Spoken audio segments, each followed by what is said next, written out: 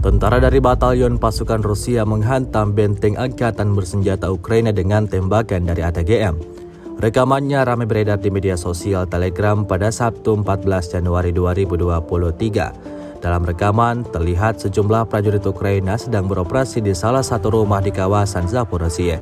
Pasukan Rusia berhasil mengidentifikasi posisi musuh dan tanpa buang-buang waktu langsung menghantam mereka dengan tembakan dari ATGM. Alhasil ledakan dahsyat terjadi dan porak-porandakan posisi pasukan Zelensky. Tidak diketahui pasti berapa jumlah korban jiwa, namun militer Rusia meyakini bahwa beberapa dari mereka, tentara Ukraina, tewas di tempat.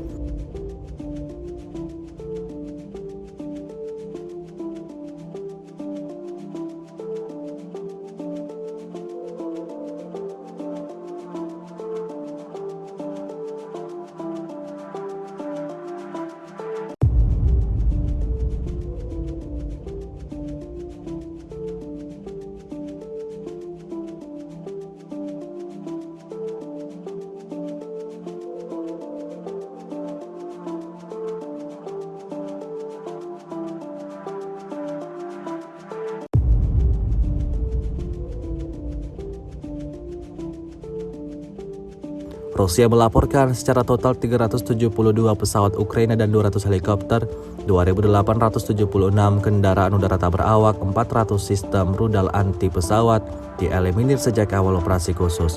Sementara itu dari kubu Kiev, Kementerian Pertahanan Ukraina melaporkan 740 tentara Rusia dieliminir dalam 24 jam terakhir.